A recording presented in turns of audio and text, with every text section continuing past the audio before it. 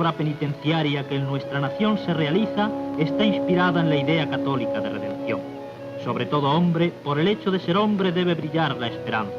Y la esperanza brilla como el sol en todas las prisiones españolas, que no son lóbregas ni llenas de mazmorras, sino amplias y bien iluminadas.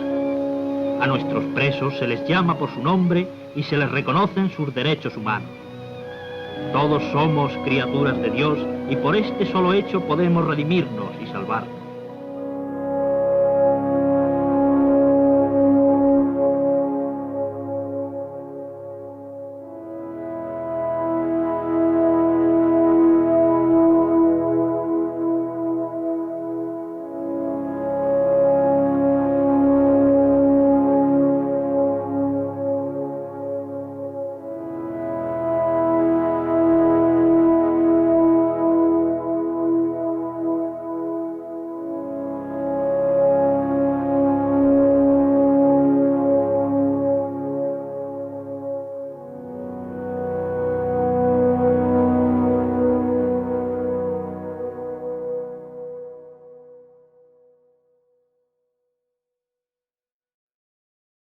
El 22 de noviembre de 1975, a mediodía, tuvo lugar en las Cortes Españolas la solemne ceremonia de proclamación del príncipe don Juan Carlos de Borbón como rey de España. Juro por Dios y sobre los santos evangelios cumplir y hacer cumplir las leyes fundamentales del reino y guardar lealtad a los principios que informan el movimiento nacional. Desde la emoción en el recuerdo a Franco, ¡viva el rey! ¡Viva! ¡Viva España! ¡Viva! El primer gobierno monárquico, formado tras la muerte de Franco, concede un indulto limitado, cuando la gran mayoría del país esperaba la amnistía. Al tener conocimiento de la concesión de un indulto y a falta de noticias concretas, los familiares de los presos acuden a diario a la puerta de la cárcel con la esperanza de su probable salida. Salieron las personas que tenían muy poquita condena o que llevaban muchos años en la cárcel y a punto de cumplir, pero dejaron a la inmensa mayoría de las víctimas en las cárceles. Y nosotros llegamos a la conciencia de que había un movimiento en el exterior de lucha por la amnistía y que nos estaban excluyendo. Continúa abierta una posibilidad de amnistía y si continúa abierta podría avanzar aproximadamente una fecha dentro de lo que es el calendario general del gobierno. Está fuera de lugar en este momento, con toda franqueza. Es decir, la palabra amnistía es algo que se hace después de una guerra civil, se hace después de un enfrentamiento entre ciudadanos, y de hecho, si nuestra guerra hubiera terminado, en los años 39-40, estaríamos viviendo en una amnistía hace mucho tiempo. El gobierno sabe perfectamente lo que tiene que hacer. Lo que tiene que hacer es mejorar las leyes penales, ir viendo qué casos se pueden seguir indultando y, naturalmente, pues la generosidad ha sido siempre en nuestro país mucho mayor que el sentido de la represión. Pero pensar que se va a entregar por ninguna causa llamativa en la calle el orden público, eso desde luego no se puede esperar. Por lo tanto, las personas que están lanzando las manifestaciones sobre este motivo saben perfectamente lo que hacen y por qué lo hacen. Y en muchos casos son gente que van a otro a plantearlas, incluso en autobuses. Desde luego no nos van a impresionar demasiado.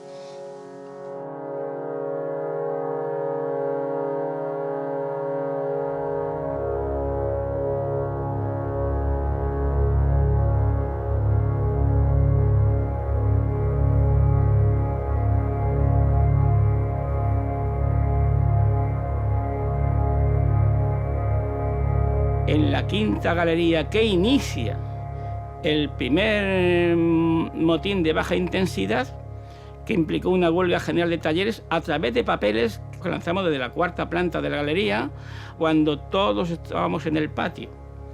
Todos, sin excepción, empezamos a leer los papeles del suelo y nos negamos a hacer las formaciones militares. Empiezan a bajar gente de azul con los cascos, con las porras, con los escudos. Nos sentamos, pero ordenan la carga. Se lanzan con las porras a por nosotros, estando sentados en el suelo, nos golpean. Lógicamente, la cárcel de Carabanchel escucha.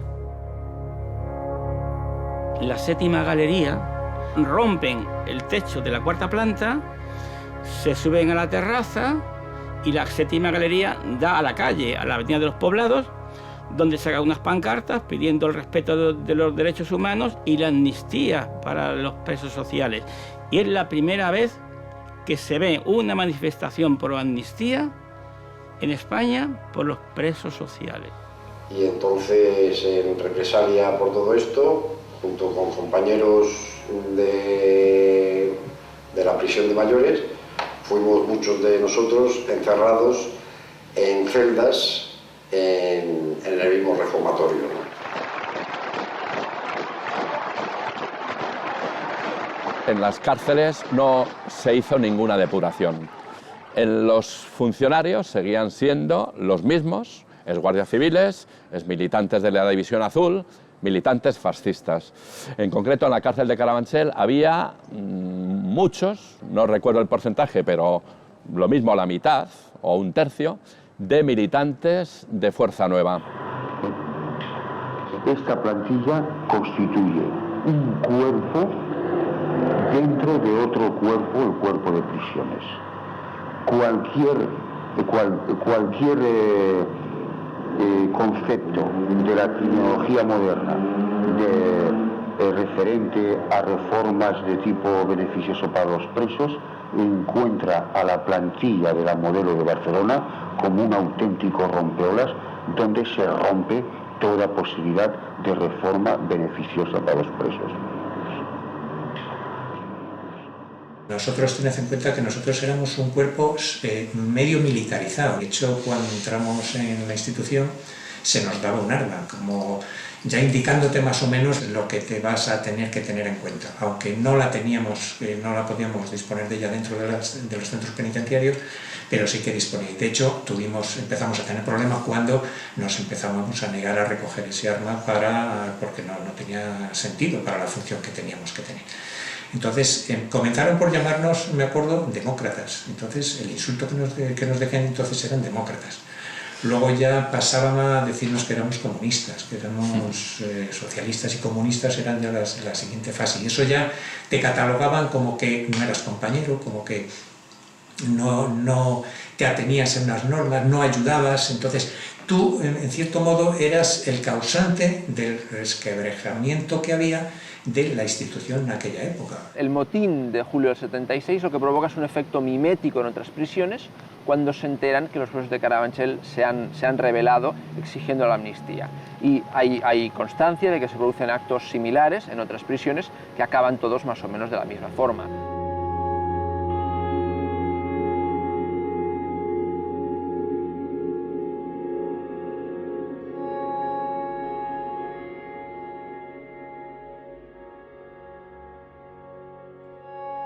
Los presos comunes toman conciencia de que eran víctimas de una situación injusta, por muchas causas, ¿no? Pero víctimas de una situación injusta. Incluso un reflejo de ello es que ellos prefieren ser reconocidos como presos sociales y no como presos comunes. Eso supone una toma de postura, supone una toma de conciencia. Y son ellos los que son capaces de trasladar a la sociedad en su conjunto esa situación. Nosotros, bueno, pues hacemos de vínculo de conexión, de altavoz, de poco más, pero el protagonismo de la lucha, de la toma de conciencia, es por supuesto de ellos y exclusivamente de ellos. Y esto me abrió la cabeza para entender que era fundamental organizarnos, optimizar la energía de los presos y, a ser posible, crear más contundencia, un movimiento más o menos organizado para presionar al Estado.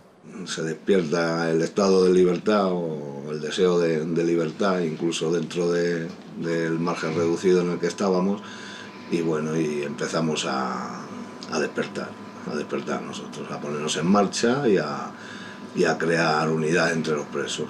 Y vamos madurando la creación de una organización de presos que nos lleve al éxito de nuestras reivindicaciones, los derechos humanos y las amnistías en líneas generales. Los presos que llevaron a los penales van regresando porque son preventivos y los jueces lo reclaman. Nos vamos concentrando todos en la tercera galería, donde había un núcleo ideológico muy potente, y poco a poco nos vamos poniendo en comunicación unos con otros hasta formar un núcleo que nos ponemos de acuerdo, y en diciembre de 1976 entre nosotros creamos la Coordinadora de Presos en Lucha, COPEL.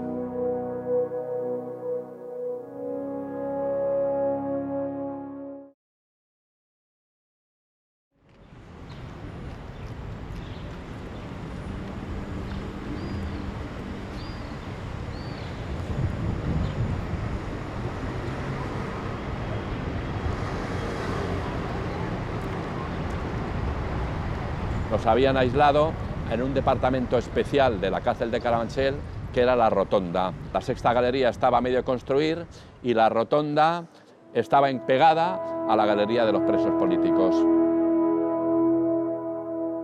Decidimos, como habíamos aprendido de los presos políticos, a compartir todo de forma solidaria y horizontal.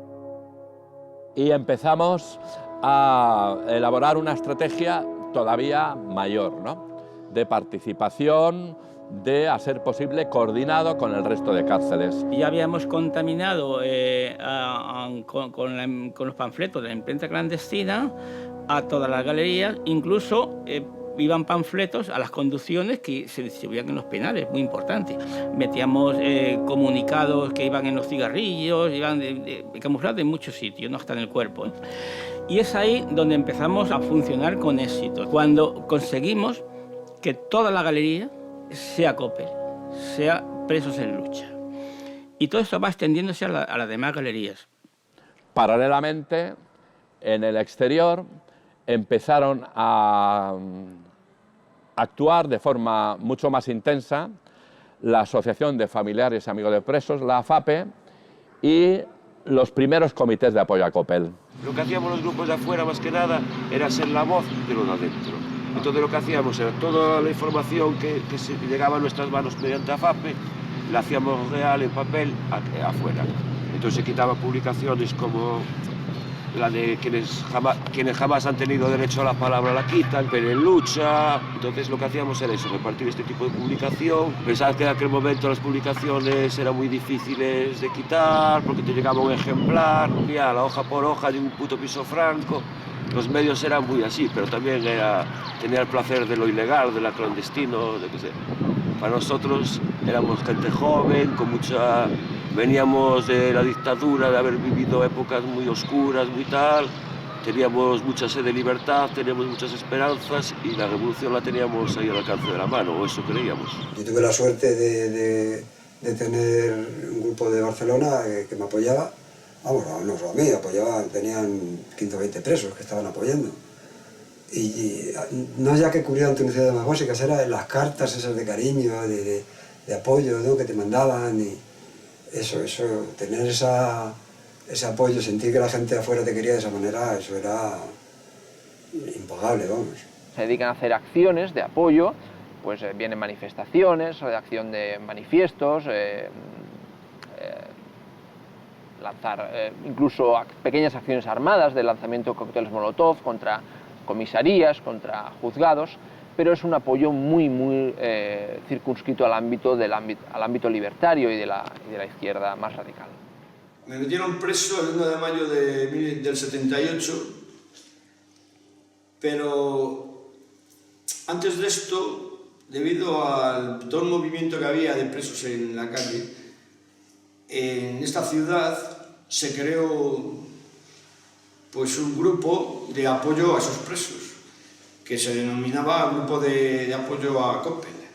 Somos todos de barrios obreros, de clase obrera, muy jóvenes en aquella época, y lo que veíamos que había mucha injusticia, una injusticia terrible, y de alguna manera teníamos que saltar contra ella. Poco a poco, uno más rápido, otro más tarde, fuimos cogiendo conciencia, y bueno, pues nosotros tiramos por el lado libertario, y claro, pues la lucha a favor de los presos, pues eso va innato, el movimiento libertario, ¿no? Era intrínseca, era imposible militar en CNT y no tener una conciencia hacia lo que estaba pasando en las cárceles, ¿no? Y de alguna manera, además, no había presos políticos y presos comunes o presos, no, todos los presos eran producto de una sociedad injusta.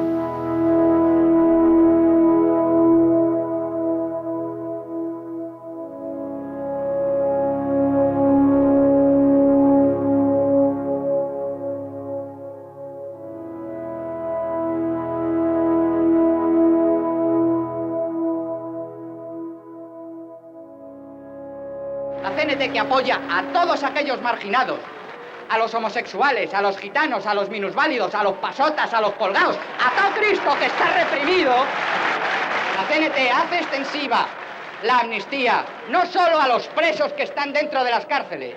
La CNT pide la amnistía para el hombre. Para conseguir la amnistía no hay que sacar solo a los presos a la calle. Tenemos que amnistiarnos nosotros. Y la única manera de conseguir la amnistía para nosotros mismos es acabar con la sociedad, es machacar al Estado y es acabar con el poder y la autoridad.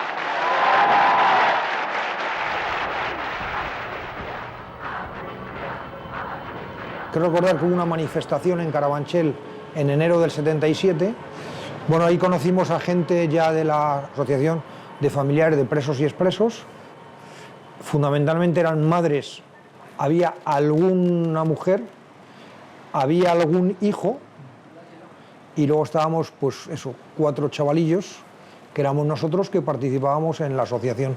Pues éramos los que intentábamos agitar, los que preparábamos, los que intentábamos difundir fuera de las cárceles lo que estaba ocurriendo dentro, ¿no?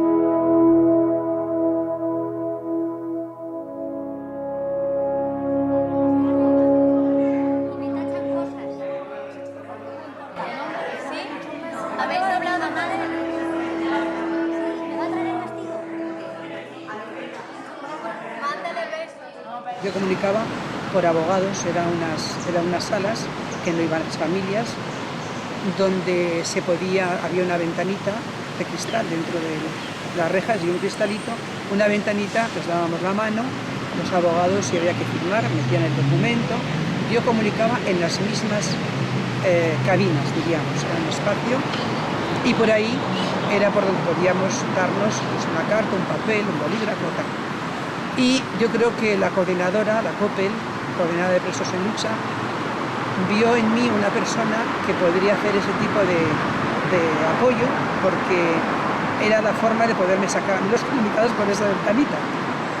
Lo teníamos que hacer con mucho cuidado, porque el funcionario que estaba al fondo controlando veía la parte de dentro y la parte de fuera, pues teníamos que hacerlo pues, con cierta habilidad, ¿no?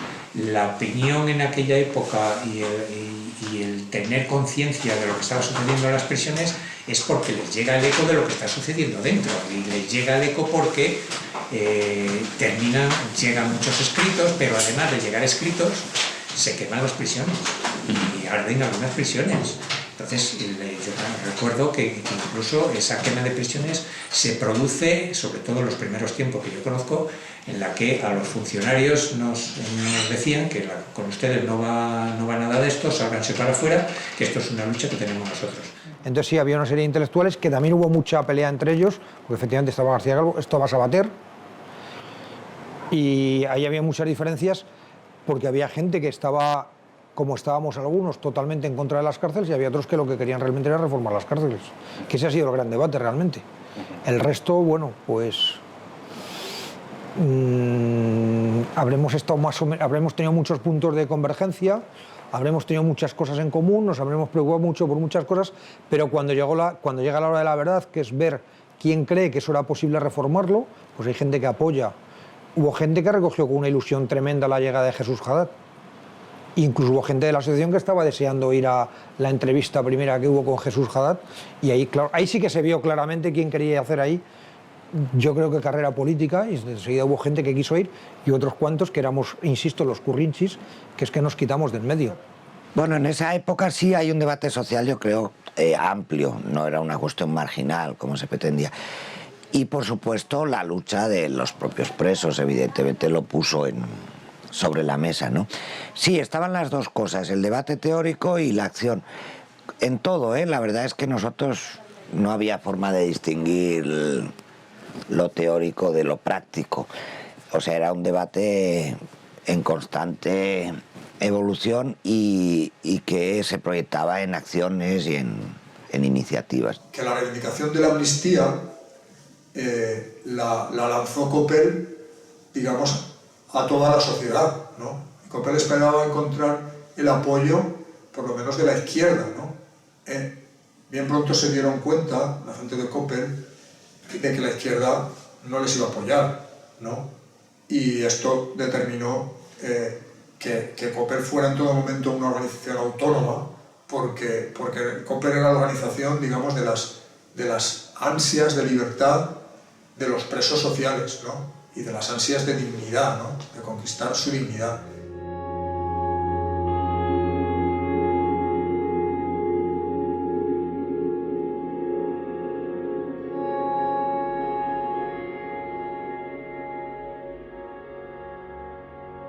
En enero del 77, un funcionario al parecer pierde un arma y fruto de esta pérdida o de esta sustracción, un funcionario da una paliza a un interno del reformatorio. Esta paliza provoca un sentimiento de solidaridad entre sus compañeros que se amotinan y a raíz de ello pues hay una serie de movimientos de protesta dentro de la prisión de Carabanchel. Exactamente nos dijeron estas palabras. Soy el capitán de la Fuerza y Orden Público. Tienen ustedes 5 minutos para bajar por las buenas. A partir de esos 5 minutos, si ustedes no han bajado, subiremos a por vosotros. Es mi primera y última palabra. Y se creó un silencio y un terror entre nosotros, porque nos miremos todos y nos callemos en ese momento. Y dijimos, ¿qué hacemos? Y todos a la vez dijimos, pues que suban a por nosotros. Efectivamente, mirando los relojes, justo a los 5 minutos, veíamos las compañías antidisturbios babeando como perros buldogos. A raíz del motín del Hospital Penitenciario de Carabanchel, a varios compañeros los trasladaron al celular de Burgos, al celular de Ocaña. Se producían de madrugada, que nosotros empezamos a llamarlos secuestros, porque no daba tiempo a avisar a los familiares, no daba tiempo a recoger las pertenencias y el traslado desde la celda hasta el furgón a base de palos, porque ya los antidisturbios empezaron a entrar dentro de las cárceles ayudando a los funcionarios para estas conducciones especiales, para estos secuestros. Reprimiendo, porque las conducciones esas siempre se hacen para reprimir y para evitar. Bueno, pues sí, reprimieron, y a los chavales que los mandaron a penales, como estábamos en Cartagena, Puerto y demás, pues iban a un lugar muchísimo más duro que la Modelo de Madrid. Pero qué duda cabe que ellos canalizaron toda la información y de alguna manera ellos mismos ayudaron a coordinarnos. La COPE funcionaba según para cosas en generales en asambleas. Para cosas así como esto, en pequeños grupos, grupos de confianza.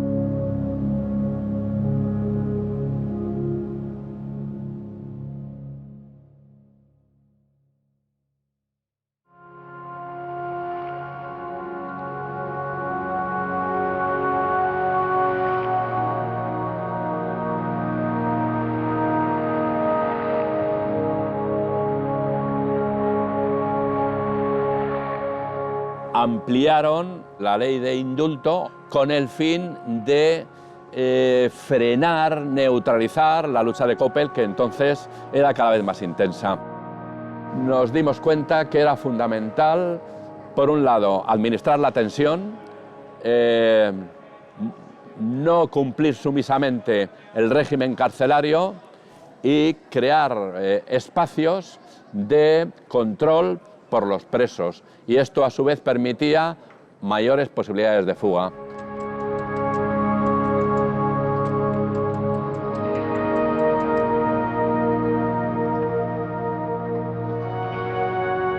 Los presos esperaban mucho de las primeras elecciones porque estaban inmersos en esta dinámica reivindicativa. Lo que sucede es que las primeras elecciones se producen con presos políticos en las prisiones y también con partidos y organizaciones políticas ilegalizados, o sea, que todavía no se pueden presentar con sus nombres reales. Los presos apenas obtienen apoyo de los partidos que se presentan a las elecciones y, de hecho, la mayoría de organizaciones políticas que sí les daban un tímido apoyo no obtienen representación.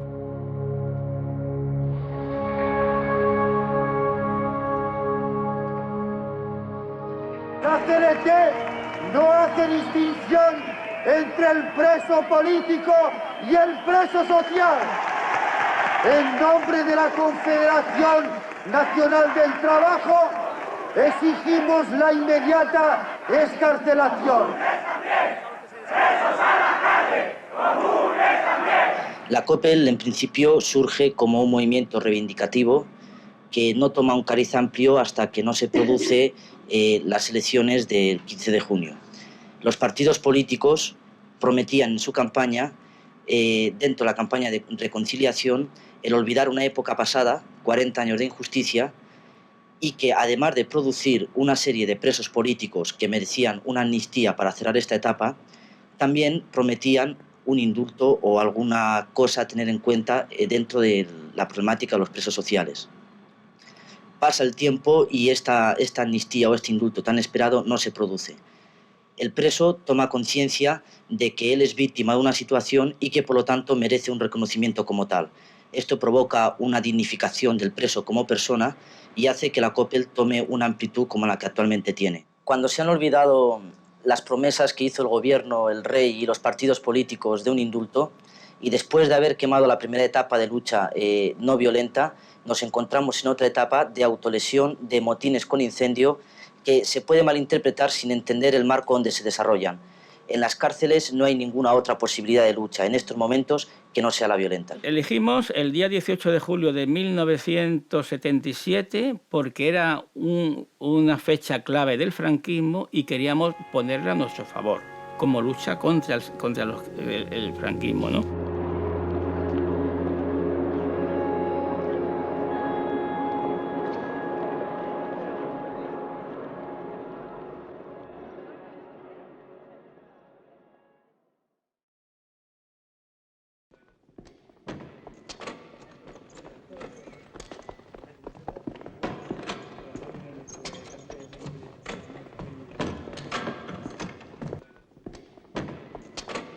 Empezamos a confeccionar en la rotonda a base de los ganchos metálicos de los cubos y cuerdas y sábanas. Hicimos como una escalera con garfio, a su vez, ¿no?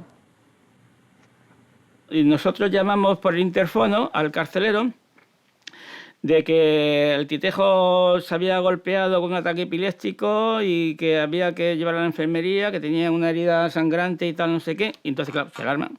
Y cuando en la rotonda, toda la gente se va para coger al carcelero, no le hacen nada, quédate aquí. Uno vuelve por las escaleras, nos dice a nosotros, estamos en la terraza de la rotonda, ya podéis subir que hemos abierto. El resto de compañeros que quedábamos de COPEL en la rotonda nos autolesionamos y varios nos tragamos objetos metálicos.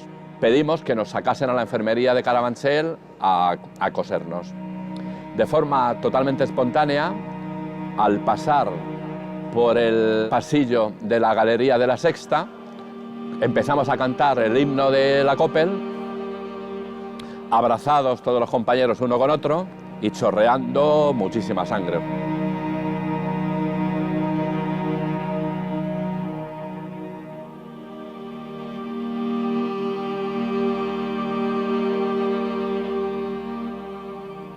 El resto de compañeros empezaban a romper las celdas, a quemar los colchones, a hacer butrones de una galería a otra.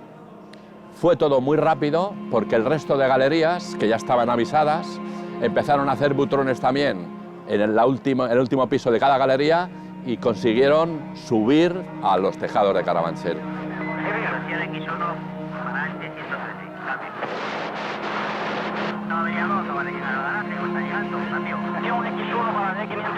Estuvimos 4 días de lucha contra los antidisturbios.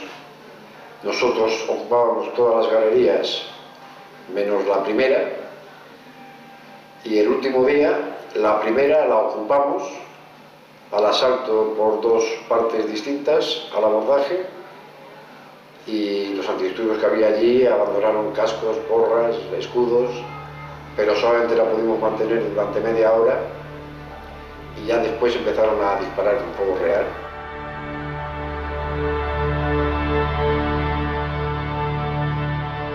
En concreto hay 2 presos heridos de bala Uno de ellos se le amputa un dedo con un balazo, otro se le herido una pierna y hay otro preso que con un bote de humo se le destroza la cara. El día 18 aparece en los medios de comunicación la situación de los presos de Carabanchel y se suman a los motines numerosos presos de otras prisiones como por ejemplo Valladolid, Cádiz, Almería, Zaragoza, etc.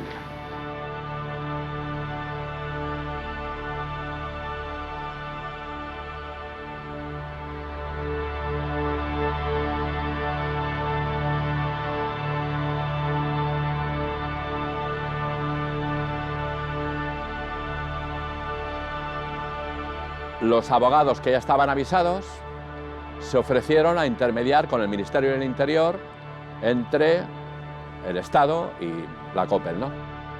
Se formó una asamblea dentro de los que quedábamos en la rotonda y formamos una comisión de 5 compañeros.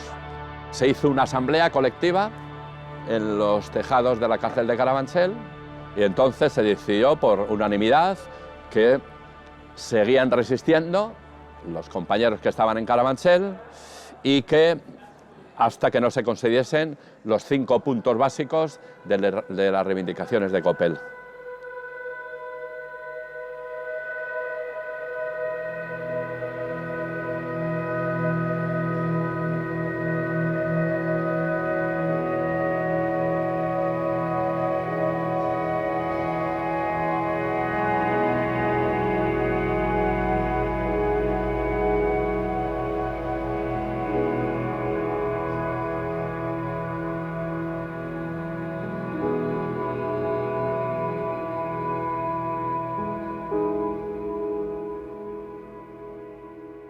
Después de atravesar toda esa prisión realmente tomada por los antidisturbios, llegamos a las terrazas, estuvimos con los presos estaban realmente tranquilos, con mucho ánimo, ellos creían que sus libertades que pedían eran correctas, creían que la sociedad les tenía que escuchar y creían además que las autoridades y toda la sociedad debía hacerse eco de aquellas reivindicaciones. Estuvimos conversando hasta las 11 de la noche en ese despacho y la actitud, curiosamente, era siempre la misma.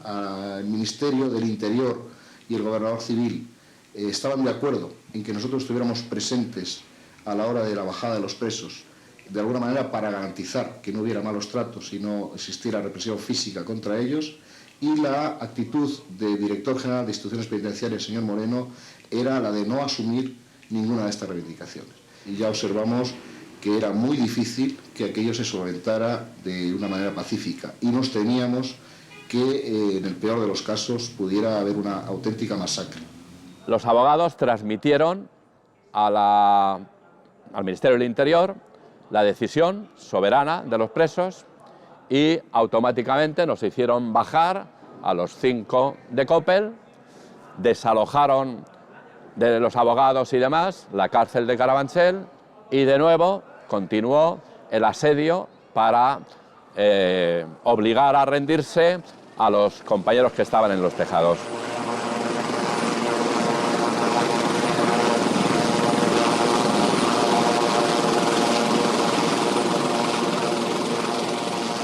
Ya vieron que desde abajo no era eficaz, pues ya venían con los helicópteros. Al principio nos tiraban unos botes de humo, pues como lo de los fusiles, porque los lanzaban desde un fusil, como iba con las puertas abiertas, uno de cada lado, y lo pumba, pumba, disparando unos botes de humo. Y eran los mismos que tiraban en las manifestaciones, que tienen, pues claro, el alcance como era de arriba abajo, pues caían a plomo. Pero eso se los contrarrestábamos nosotros, porque los cogíamos y se los lanzábamos a los que estaban abajo, los antidisturbios. Entonces, claro, tenían que salir ellos por patas porque no podían estar ahí parados. Y nosotros, como estábamos al aire libre, pues claro, aparte que eso, el humo se iba y luego encima no le dábamos tiempo y se los lanzábamos a ellos. Y al cuarto día empezaron a disparar con fuego real y entonces al cuarto día tuvimos que desistir. Después de eso, pues bajamos, algunos apalearon, mucha gente se oían muchos gritos. Y al día siguiente por la mañana, 14 varios de los cuales de los que habíamos subido de la rotonda de la Sexta Galería, nos metieron en una furgoneta y nos llevaron a la prisión de Cartagena, que por aquel entonces era la prisión de inadaptados en España.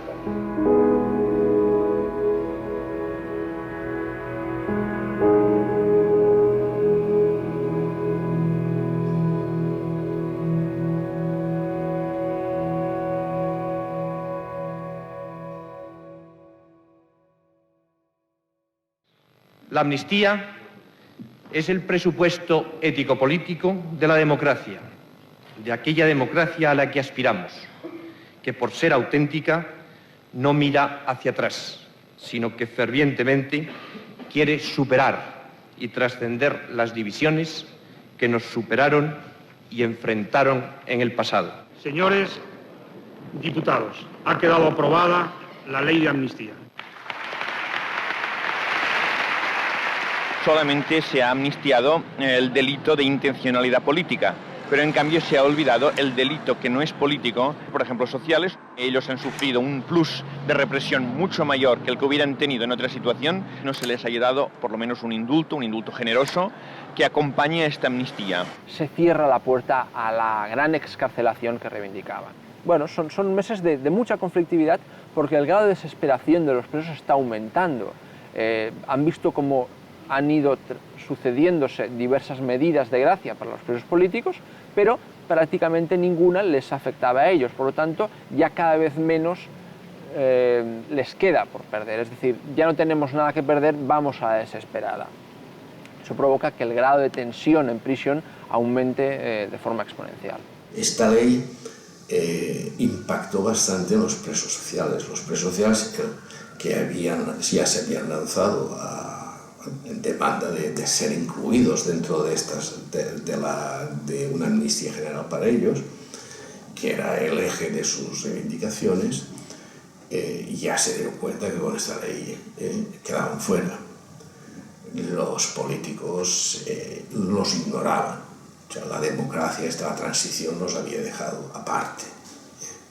Claro, esto a algunos les obligará a aceptar momentáneamente pactos con la dirección reformista de García Valdés y Adat y pasar de los tejados a planificar fugas a los túneles. Es un paso de los tejados a los túneles. Ya es una lucha donde los presos están abandonados a sí mismos, tienen que actuar por su cuenta.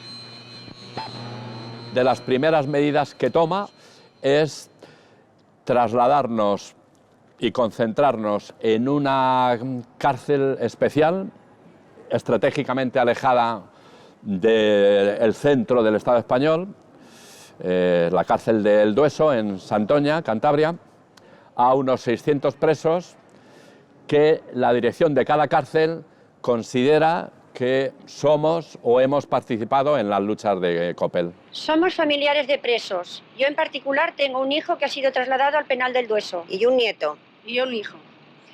Bueno, yo quería decir que esta situación que hoy en día se está dando en las cárceles españolas, dentro de los hogares de estos muchachos, está causando un clima de terror y de tensión nerviosa, que esto es imposible de resistir por mucho tiempo. Pues hoy mismo nos encontramos sin noticias de nuestros hijos, pues sabemos que han sido trasladados al penal del Dueso por noticias extraoficiales, no porque oficialmente se nos haya comunicado nada. Sabemos también de que el ministro de Justicia hizo unas declaraciones a Mundo Diario de que estos chicos habían sido trasladados sin ser pegados ni torturados. Y sin en cambio yo afirmo y contesto al ministro de Justicia que esto que él ha declarado no es cierto. Pues yo tengo noticias y estoy mucho mejor informada que él en cuanto a esto, que los muchachos trasladados de Barcelona, al salir de la cárcel, al salir de las galerías, desde el túnel al rastrillo se les pegó y con saña las fuerzas de choque. También se tienen noticias de que al llegar al penal del Dueso les esperaban los antidisturbios, se les rapó, al que llevaba la barba y el pelo se les rapó a todos y les dieron unas palizas que creo que los han dejado medio locos, porque incluso hasta las fuerzas de la Guardia Civil se quedaron parados al ver de la forma en que habían sido pegados y maltratados. Esta medida que se está llevando a cabo ahora es la misma que se ha llevado durante la época franquista y hemos visto por los resultados que no se ha llevado a ningún éxito, ¿no? Y por mi propia experiencia en prisiones se demuestra que tampoco la represión lleva a ningún lado. Lo que pasa es que el gobierno, a lo mejor porque no está capacitado para el diálogo, porque no quiere dialogar, pues ha considerado conveniente trasladar a todos los dirigentes de COPEL al Dueso, a Santander, y yo creo que esta medida es negativa en cuanto que la semilla de COPEL no ha muerto. Y entonces lo que puede pasar es que en las prisiones de alguna manera se descontrole un poco las acciones de los que quedan ahora en estas, ¿no? Y entonces puede ser peligroso en principio. Ha aparegut a la presó una nova classe de presos que realment volen resoldre els problemes. Aquesta nova classe de presos demana un indult general per passar en aquesta nova democràcia, per participar en el procés democratitzador. I no solament no se'ls hi tolera, sinó que es fa una campanya en contra, se'ls fica tots 500, els que demanen aquestes coses, concentrats en un penal, deixant els altres penals i les altres presons desguarnides i amb gent extremosa de l'estil franquista, amb presos antisocials moltes vegades. Son meses, como decía, de motines, de autolesiones, de incendios, de cartas cada vez más desesperadas que provocan una mayor tensión.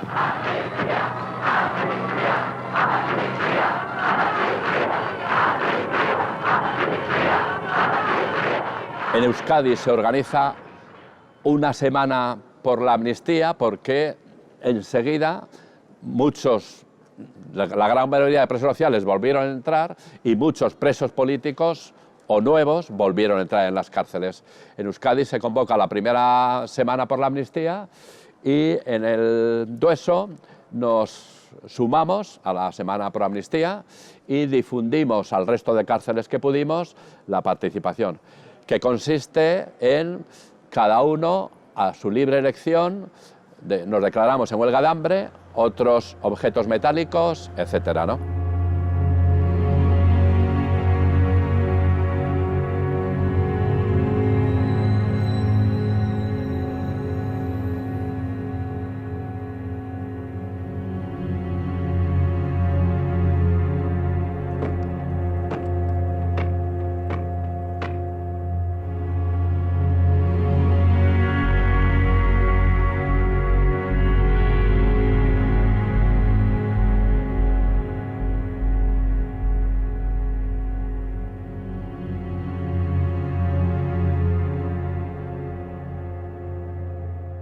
Pues el Agustín que lo reconocieron yo para mí que ya tenían la lista hecha.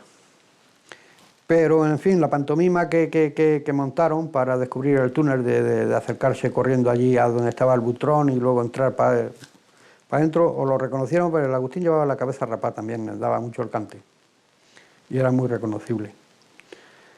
Pero de todas maneras, yo para mí tenían la lista ya hecha y llamaron a los 7 primeros que a lo mejor que estaban en la lista o... Primero éramos llevados a jefatura de servicios, nos preguntaban si sabíamos algo del túnel, decíamos que no, y entonces nos bajaban donde antiguamente estaba la silla del garrote vil de los condenados a muerte. Entre 12, 13, 14 funcionarios se te apaleaban a muerte. Y me metieron en una de las 3 celdas que había de los antiguos condenados a muerte, en donde estaba tirado en el suelo Agustín Rueda y Miguel Ángel Melero. Me empezó a decir de que no sentía nada a los pies. Y él me decía, Alfredo, me estoy muriendo. Me estoy muriendo. Pasado un rato, pues ya sería el atardecer, nos trajeron unas naranjas, yo pelaba las naranjas y le daba, porque él tenía mucha necesidad de líquido, pero no teníamos agua. chupaba las naranjas, y a eso ya de las 10:30 o las 11, que el Agustín ya estaba prácticamente inconsciente, abría los ojos, pero ya no sentía nada, llegaron, pusieron al Agustín dentro de una manta y se le llevaron a rastras.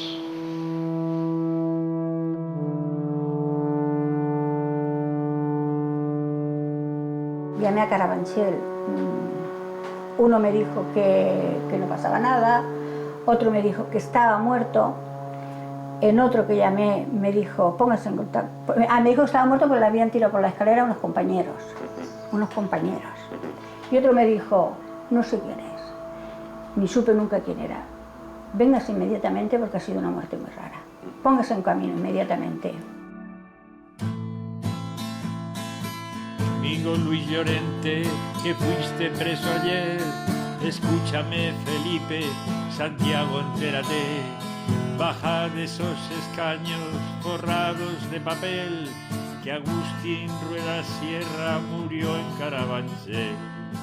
Hay libertad, qué libertad, si 4 de uniforme te empiezan a pegar. Hay libertad, qué libertad, tendido está en el suelo y no contesta ya. Bonita democracia de porra y de penal, con leyes en la mano te pueden liquidar, y aquel que no le alcanza la muerte un tribunal, lo cogen entre 4 y a palos se la dan. Hay libertad, qué libertad, lo sacan de la cárcel para ir al hospital.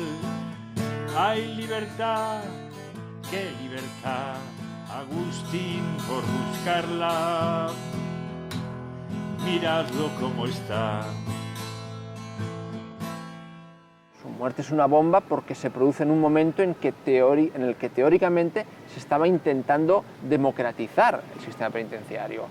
Esto que podría haber provocado un antes y un después, de hecho provoca un antes y un después, tiene una réplica muy fuerte al cabo de una semana escasa, de 8 días, cuando se produce la muerte del propio Jesús Haddad. Jesús Haddad, este director de instituciones penitenciarias que había entrado apenas 4 meses antes, es tiroteado por un comando de los Grapo delante de su casa. Esto provoca definitivamente el antes y el después de la transición penitenciaria. Se produce en esta semana negra de la transición. Las dos muertes provocan un replanteamiento profundo tanto de la deriva del movimiento de Coppel como de la política institucional respecto a las prisiones.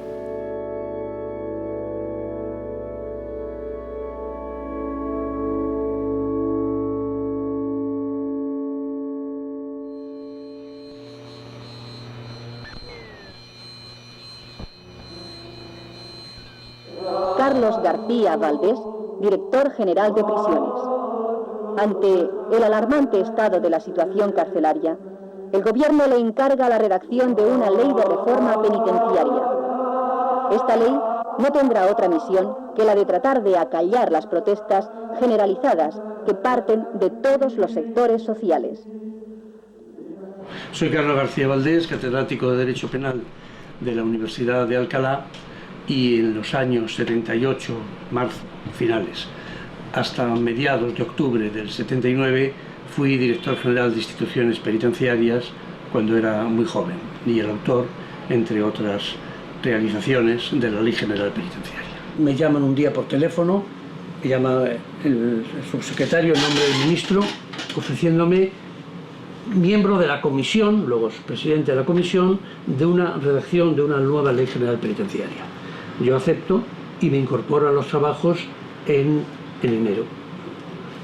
Voy a Salamanca, voy y vengo, y todavía está, bueno, en Semana Santa yo me llevo la última lectura de la Ley General Penitenciaria y es cuando se produce el asesinato y ya vuelvo como director general.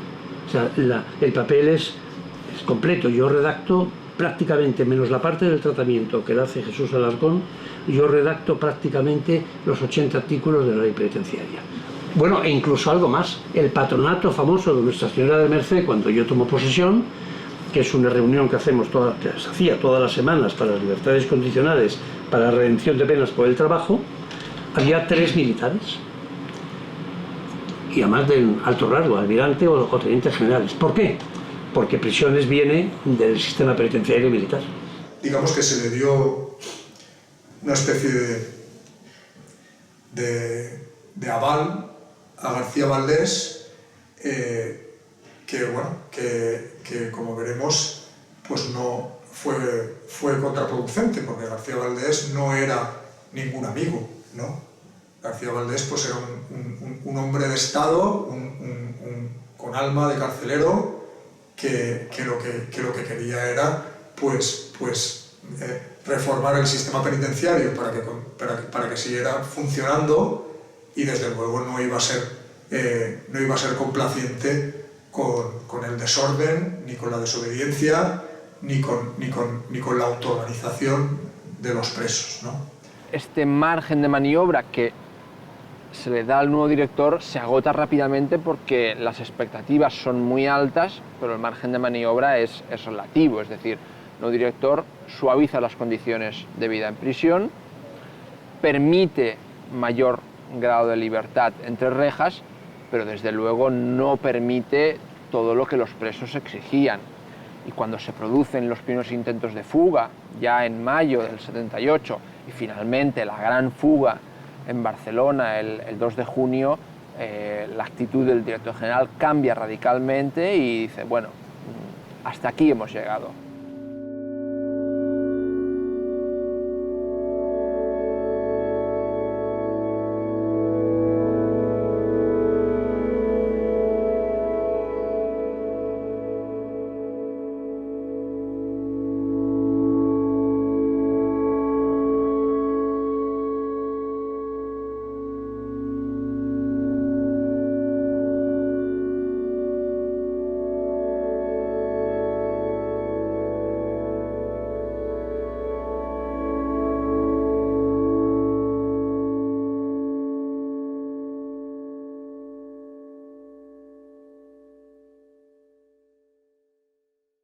La instalación de un régimen de cogestión es un intento por parte del nuevo director general de dar mayor libertad de actuación a los presos en esos meses de la primavera del año 78. Un régimen de cogestión que está pensado para ámbitos limitados de la vida en prisión, como son pues, la organización de la limpieza, la organización de las bibliotecas, el reparto de comida, pero no permite ir más allá tampoco. Claro, la cogestión es relativamente fácil en prisiones pequeñas, con presos bien avenidos, pero en galerías con 300 reclusos, destrozadas por la acción de los motines, con apenas 1 o 2 funcionarios por turno, la verdad es que es fácil que aquello derivase en un caos, porque no era fácil la vida en prisión, mucho menos cuando, insisto, los presos recibían con relativa alegría este régimen de semi-libertad organizativa en prisión, pero lo que ellos realmente querían era salir, y si no podían salir por la puerta, pues saldrían por un túnel. Nosotros hicimos como hizo la COPEL en todas partes, ¿no? Que fue aprovechar la situación esta de la cogestión para fingir que se participaba en la cogestión, ¿no? Y mientras, seguir cavando, ¿no? O sea, intentar fugarse, utilizar, digamos, aprovechar el relajamiento, ¿no? La relajación de las relaciones con las direcciones de las cárceles y con los carceleros de cada cárcel, y digamos la disminución de la presión de los carceleros sobre nosotros en cuanto a cacheos, recuentos y requisas y todas esas cosas, ¿no? Y para defender esos espacios, digamos, de de autogestión o de control por parte de los presos de la vida en la prisión y aprovecharlos para seguir haciendo túneles que en muchos casos ya se habían iniciado antes de que llegara García Valdés.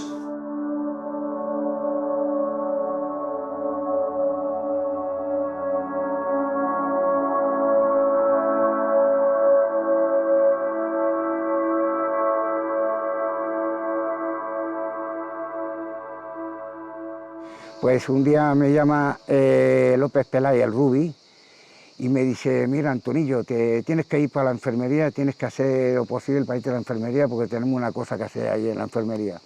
Y digo, pues vale. Entonces yo simulo un ataque, pum, pum, y me sacan al hospital. Y había personas que estaban ahí, que sabían que era fingido, ¿no? Esto. Y me sacan al hospital, bueno, y cuando vengo del hospital me dejan en observación en la enfermería. Y bueno, ya en la enfermería, pues ya empiezas a trabajar, ya por dónde tengo que hacerlo, bueno, por el montacarga, cómo hacerlo, y bueno, empecé a hacer por la recámara que había del montacarga, la recámara que había nosotros, empecemos a hacer el butón hacia abajo, 1,80 m o 90 o no sé cuánto hacia abajo, y después seguí. Lo bueno de ese butón, ¿sabes? Lo que era que la tierra estaba humedecida, era arcilla. Entonces se podía trabajar que no se hundía. Había una parte que sí que era arenosa, había una parte, pero ya a partir de pasada esa parte ya todo era como arcilla, ya el butón era una cosa, te diré que era una cosa más o menos así, y así de ancho así. O sea, quitando con una paleta que robemos de mantenimiento y eso, y bueno, y suerte tuvimos que no duró mucho, que enseguida toquemos Cuaca. Cuando llegamos más o menos 15, 16 metros, no te lo digo con exactitud porque no lo he medido, pero más o menos eso, toquemos la Cuaca, que yo me acuerdo que estaba dando, sacando, y clic, hostia, pum, y ves tocar la Cuaca, inmediatamente avisé al Rubi, paremos en ese momento. Y bueno, no costó mucho, en cuestión de hora y pico así, hice un botón así más o menos en la cuota y ya, pues bueno, ya avisé y ya empecemos a salir.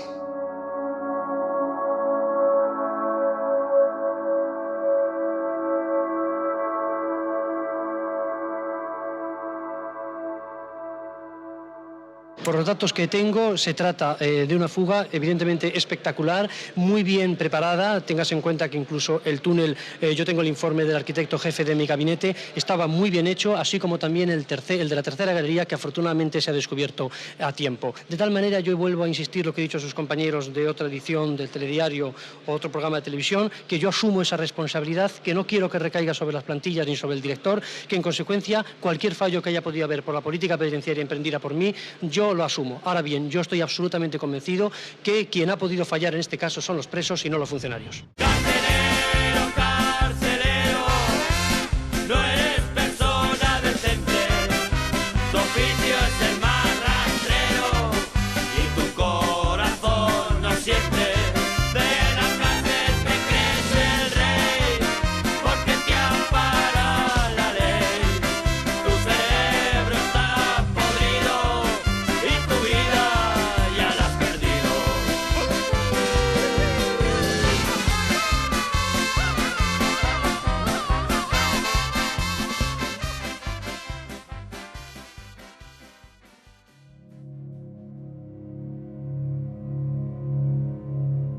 Todos aquellos que se habían destacado en la lucha, pues aplicaron una política de a saco, aparte de las palizas y aparte de los aislamientos, etcétera, la dispersión.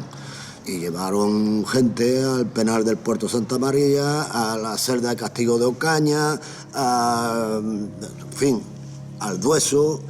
En fin, las prisiones donde estaban más preparadas para aplicar un régimen de aislamiento y de machacarlos, ¿no? De aislarlos, romper como fuera aquello. El Estado se dijo, ¿cómo rompo la unidad de los presos, que era muy fuerte? Y pues la permisividad en este sentido, si no la implicación directa de funcionarios, pues evidentemente los hubo. Sí, yo creo que no hay duda que si lo hubieran querido cortar y posteriormente, bueno, sobre todo la heroína y el SIDA. En el momento de más desencanto, en el momento de que la gente ya no le quedaban esperanzas, aquí la cárcel de Coruña se llenó de caballos. Hasta ese momento no había heroína. En aquel momento entraban pelotas de frontón llenas de heroína por todos los lados. Se empezaron a permitir los vis-a-vis y entraba caballo. Entonces la gente que más luchadora, la gente más combativa, había perdido ya toda ilusión.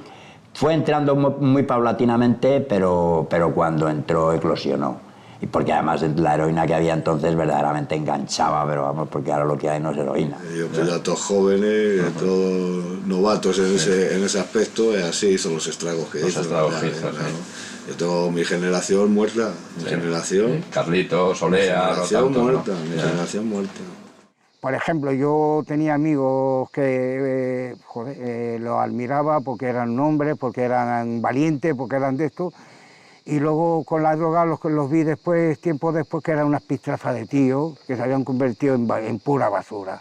Pues, o sea, entonces, pues, más aún para que yo de una droga yo no quisiera nunca... Sin dar nombres conocemos unos cuantos, Sí.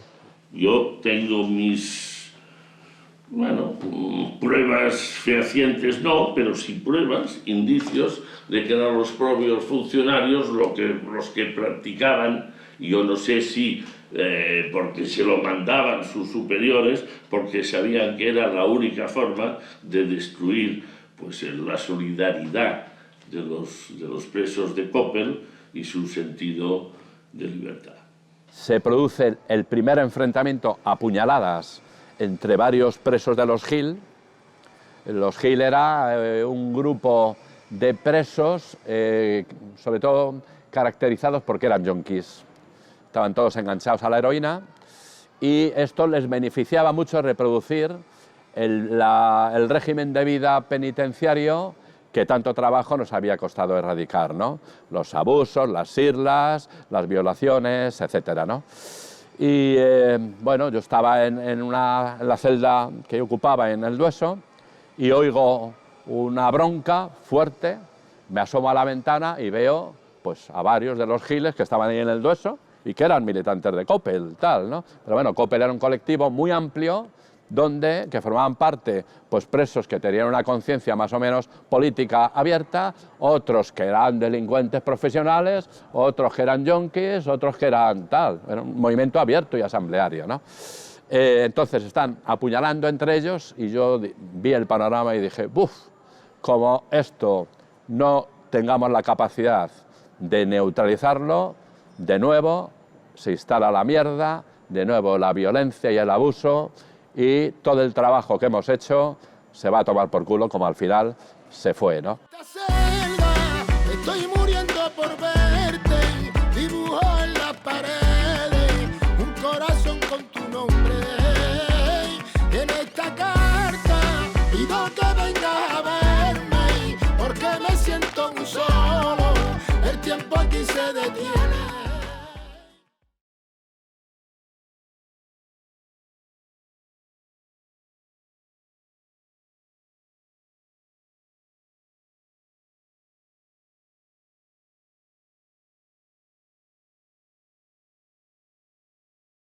Llegaron primero 8 chavales de Ocaña, por la mañana, que Ocaña está bastante cerca de Herrera, y por la tarde llegamos 13 piezas de Burgos, y veníamos hablando porque habíamos oído hablar cómo era, y habíamos visto algunas fotos en la tele, y que tenía gimnasio, y claro, lo de siempre, de una cárcel te enseñan la estructura, y ahora una cárcel pues parece un lugar de estar, sin más.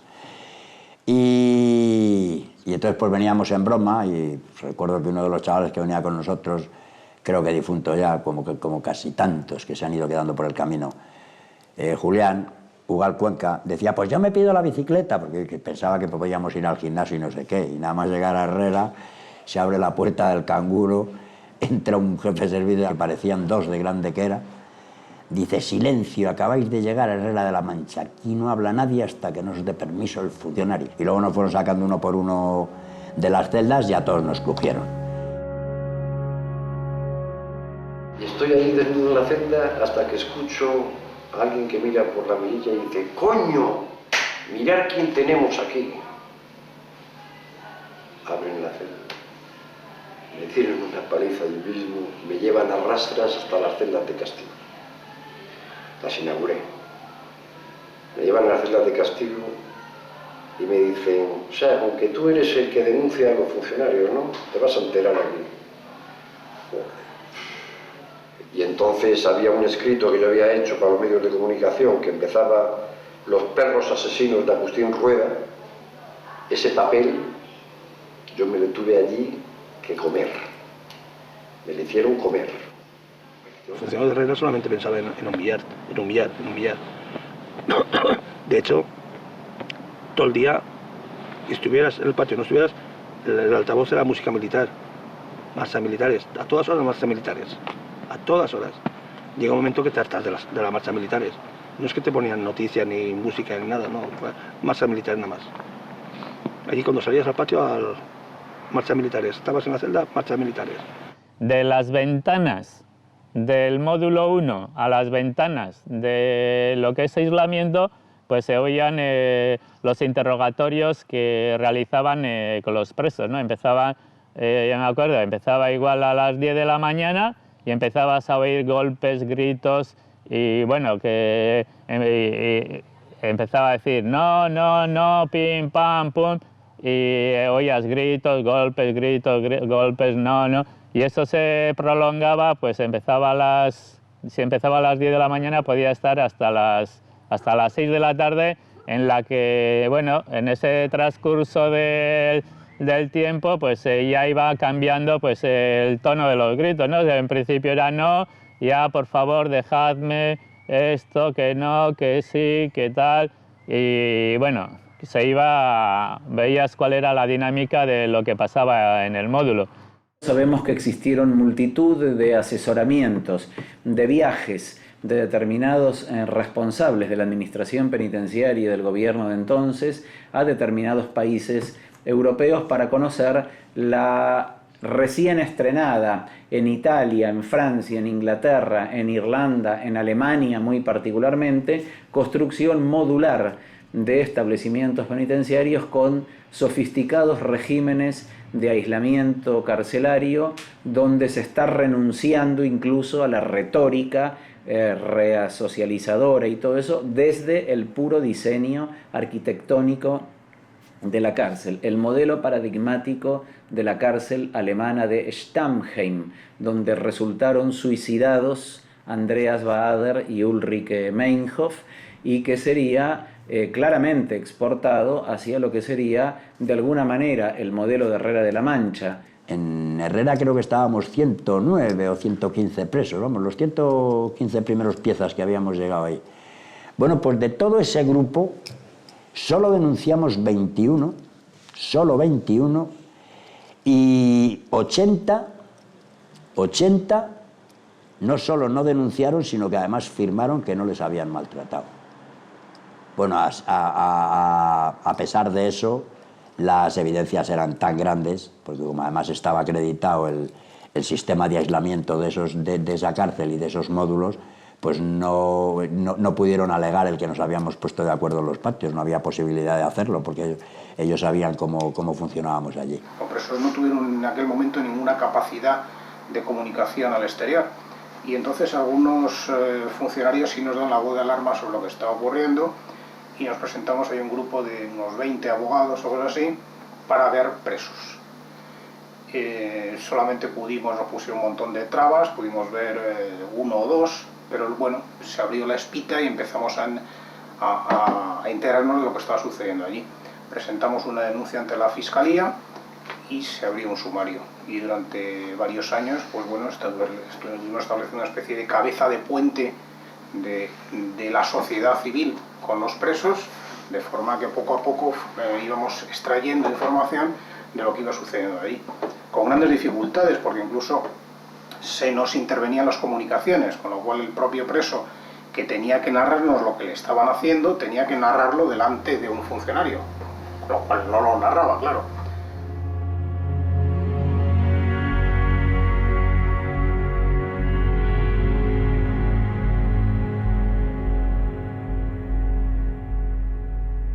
merced al testimonio de Alfredo, empezó a destaparse el régimen de terror que tenían montado en Herrera de la Mancha.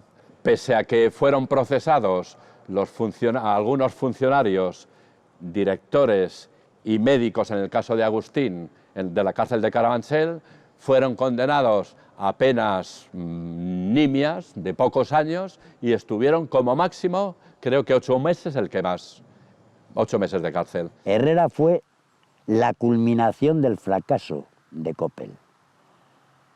Herrera, al nacer como primera supercárcel, nace como primera forma real de reprimir cualquier forma de lucha que en adelante quisiéramos tener. Yo tengo el recuerdo de Herrera de que puede haber un rigor innecesario. Es decir, fue sistemático durante un tiempo. Esto es lo que a mí no me consta porque yo recuerdo, la Ley General Penitenciaria se aprueba el 26 de septiembre y yo voy a la Merced el día 24 de septiembre. Yo el día de la Merced la paso, la última, en Herrera. Eso no lo olvido. Y yo no recibo queja alguna y no creo que estuvieran aterrorizados. Estaban aterrorizados.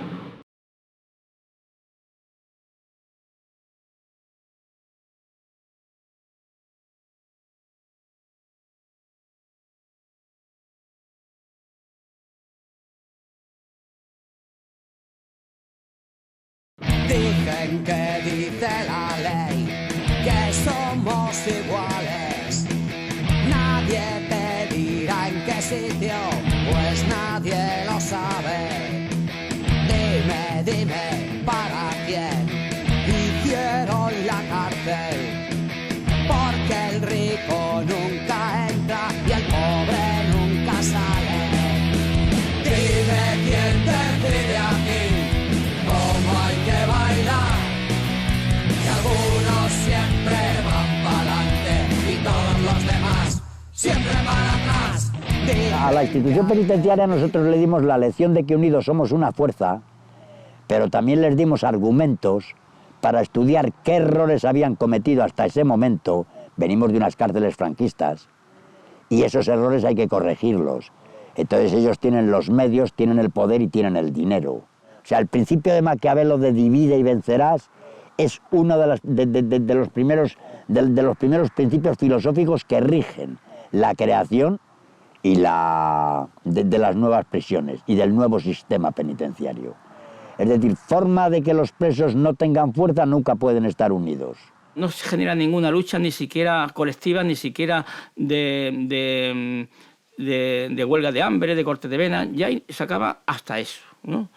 Es cuando ya podemos decir que acaba, porque el Estado es muy fuerte, ha puesto muchísimos medios y sobre todo porque ya los presos franquistas son muy débiles, porque quedan muy pocos. Cuando más daño se hizo al sistema punitivo fue en los años 70 con una organización que nace solo de los presos, que no es ni siquiera organización, que es coordinación, y con la coordinación de los presos, solo con su coordinación se puede hacer tambalear una institución tan fuerte en apariencia como es la institución penitenciaria. Significó sin duda un ejemplo en cuanto a la madurez alcanzada en dificilísimas condiciones por un movimiento en el interior de la cárcel que sin duda transformó por completo las estructuras carcelarias de entonces, siendo al mismo tiempo un agente político de transformación de una parte y un gran movimiento de solidaridad entre sus propios pares, digamos, o integrantes. La principal lección que saqué de todo eso fue el apoyo mutuo, la solidaridad, o sea, el compañerismo que había entre nosotros. Para mí eso fue lo máximo, de las experiencias más bonitas que he tenido en mi vida. A pesar de que fueron 3 años muy duros, o 2 años y pico que duró aquello, pero luego ese compartir todo, los sentimientos, a cómo nos queríamos, cómo éramos solidarios, y si pegaban a uno, te arriesgabas, sabías que te iban a reventar a ti también, pero tú salías en defensa de ese compañero. Y toda esa energía que sacamos ahí, eso fue gracias a eso, al compañerismo, al apoyo que teníamos entre todos.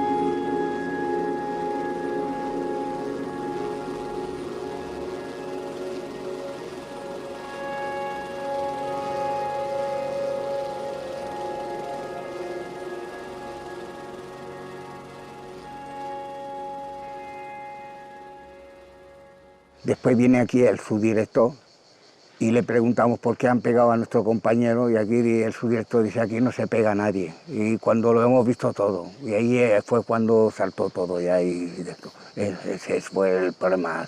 En vez de ser una persona inteligente y viendo rodeado como estaba rodeado de internos, en vez de decir bueno pues lo vamos a investigar o vamos a ver lo que ha pasado o de esto, pero era tan prepotente que aquí no se pega a nadie, aquí con... Bueno, pues eso fue la chispa de una cosa que lo habíamos visto todo el mundo, o sea, no... Bueno, pues eso fue lo que estalló ese motín, la prepotencia de un hombre que poco inteligente. Yo no veo cierta benignidad, sinceramente, en las cárceles catalanas como se presentan.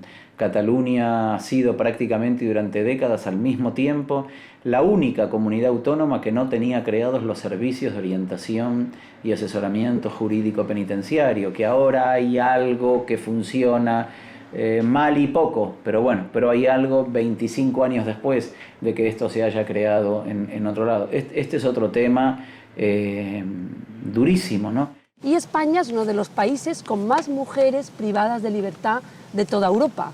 De hecho, de 100 personas que están privadas de libertad en el Estado español, entre un 7 y un 8% son mujeres. Y en Cataluña, que tenemos competencias absolutas y los datos son distintos, el porcentaje es similar. En cambio, la mediana europea es entre 3 y 4%. O sea que en España hay casi más del doble de las mujeres en las cárceles. ¿Por qué? ¿Por qué pasa eso? ¿Es que las mujeres catalanas, es que las mujeres españolas somos más malas? No, es que se nos encarcela más.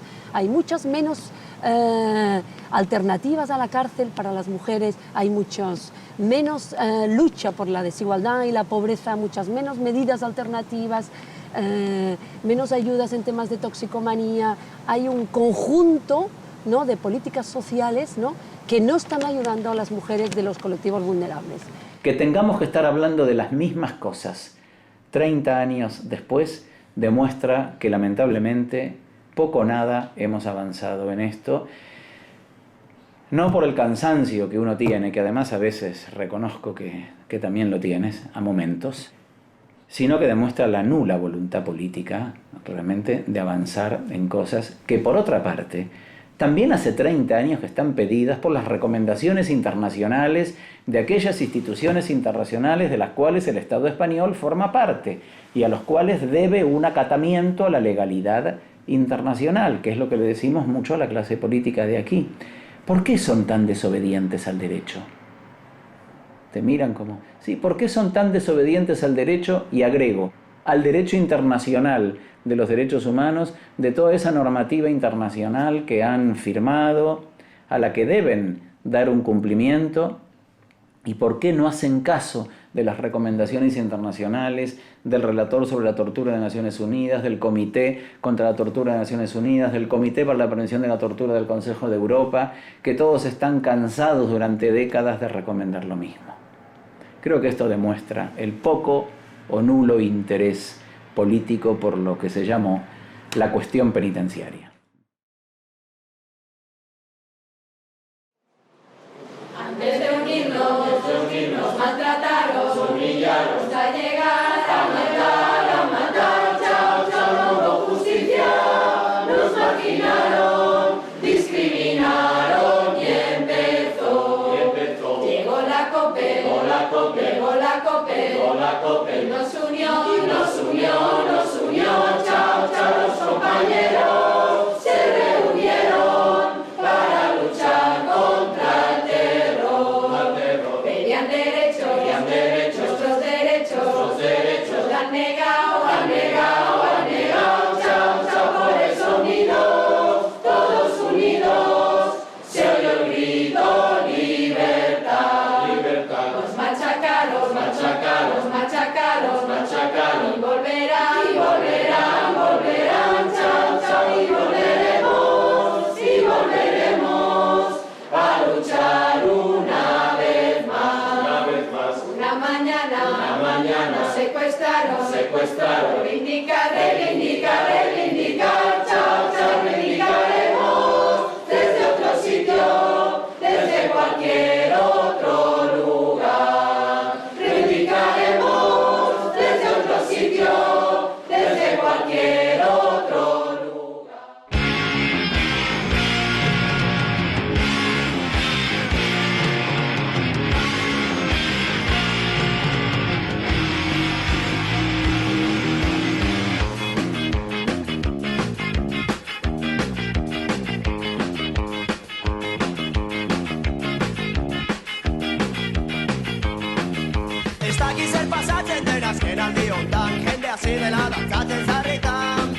zerbait ikusteko adubi faltaierako frekuento generalean. Sarri, sarri, sarri, sarri, sarri, sarri, sarri, sarri, sarri, sarri, sarri, eskatu, sarri, sarri, sarri, sarri, sarri, sarri, eskatu. Irratikoak antziren bititzen zuzean paella jango zutela, eta pitita sarri bere muturretan saltzan zudela kontuatu gabeak. Sarri, sarri, sarri, sarri, sarri, sarri, sarri, sarri, sarri, sarri, sarri, sarri, sarri, sarri, sarri, sarri, sarri, sarri.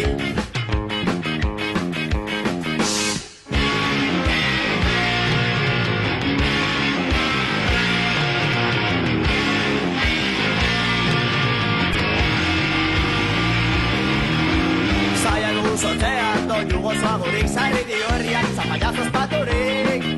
Iruñeko txerroa, tezen txerroa, hemen zapigorria, zerua no estaltzen. Ez dakizen pasatzen den azken aldi hontan, jende hasi dela dantzatzen zarretan. Zerbait ikusteko adubi falta direlako zure kuento generalean. Sarri, sarri, sarri, sarri, sarri, sarri, sarri, sarri, sarri, sarri, sarri, eskatu. Sarri, sarri, sarri, sarri, sarri, sarri, bibatu. Sarri, sarri, sarri, sarri, bibazoaz. Sarri, sarri, sarri, sarri, sarri, akalera. Sarri, sarri, sarri, sarri, sarri, sarri, Cristo marcha David.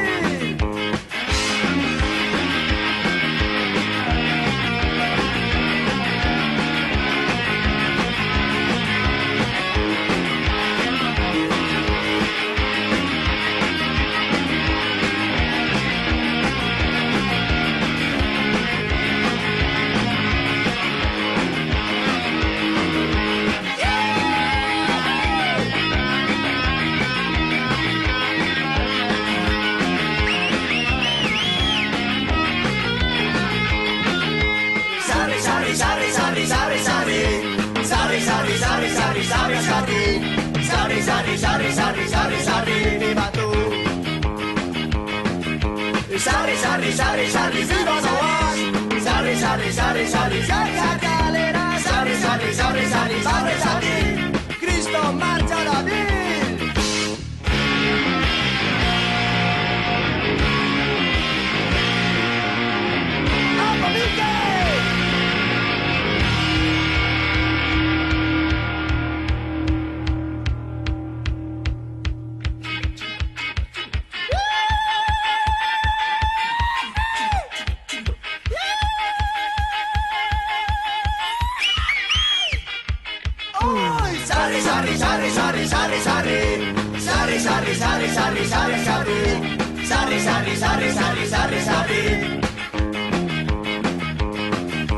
Sarri, sarri, sarri, sarri,